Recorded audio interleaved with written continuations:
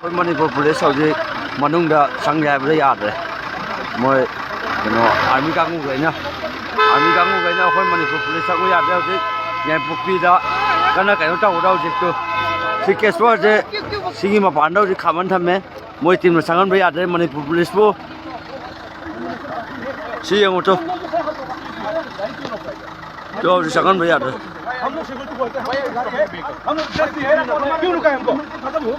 आका कमांडर को बुलाया आका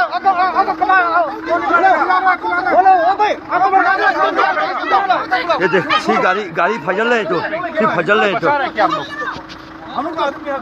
है सी हौजिक संग याबदा यादरे अखोय मणिपुर पुलिस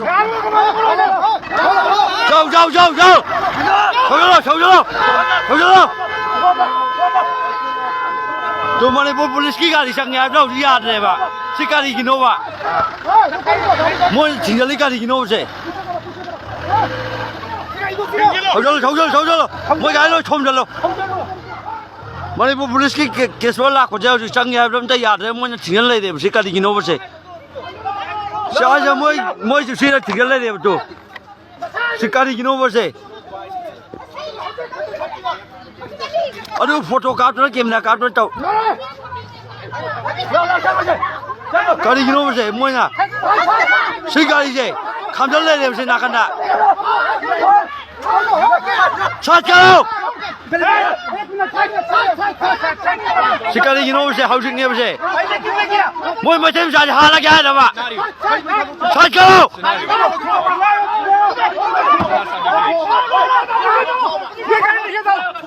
तुम मणिपुर पुलिस की गाड़ी संग याबदा यादरे बा सी गाड़ी की नो से लाओ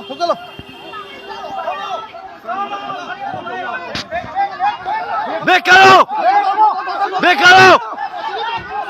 साथ करो केस में काट लो चलो गाड़ी की नो बा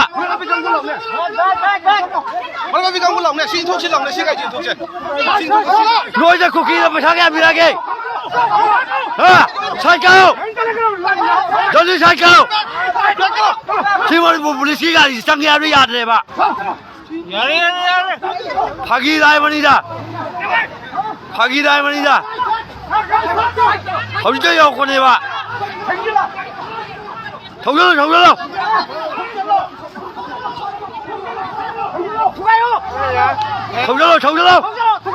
थौजलो मोयले कामनो संगी ले जा मोय सिट जे कानी नय बनिया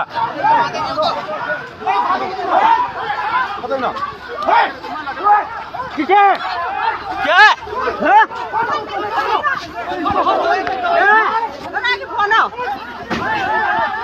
तू मोय हम नम चल मी कैम तो रे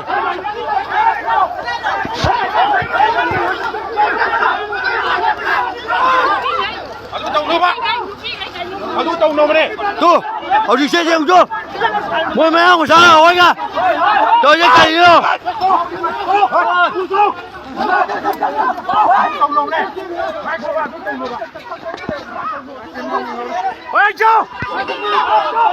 थोड़ा गाड़ी की नो से सिंग जुन nhân này riêng से long an này gì सी गाड़ी नो बा मोय केस वाले काम चले जे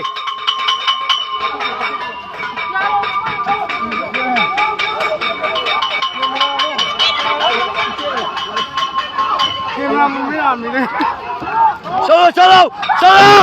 ओए चलो जाओ चलो सी छोई न दे चछूला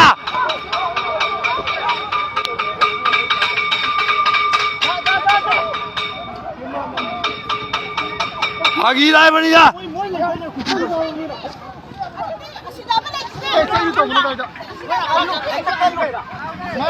थू मोय ना गाड़ी नय बनी जा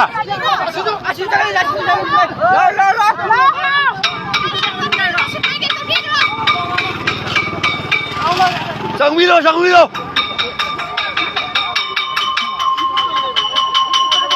मोय होय ना नंगाई ना रे गाड़ी छोड़ ले उसे मोय ये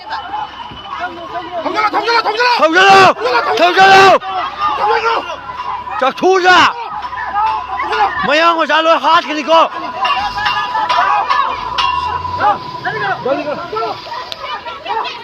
Dâu dâu dâu. Tama sa usi sa toro. Lekit na gana. Si sa toro. Ôi Manipur police की केस हो गई संगन करे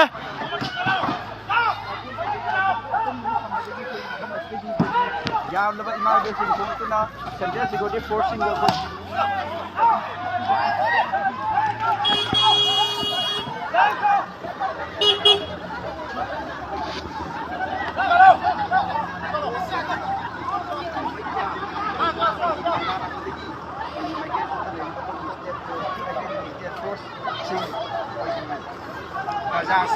संगन करे उसे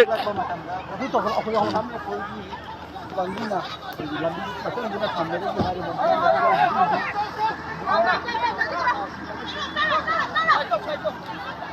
xin hiểu chị mai bên kẻ cho chị lạc phi đó không sạch ta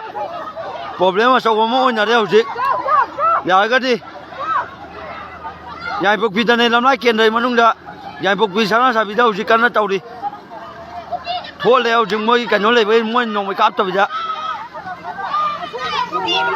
nuôi sạc thu ra nuôi chúng muốn làm nên nông mới nuôi cáp mà kia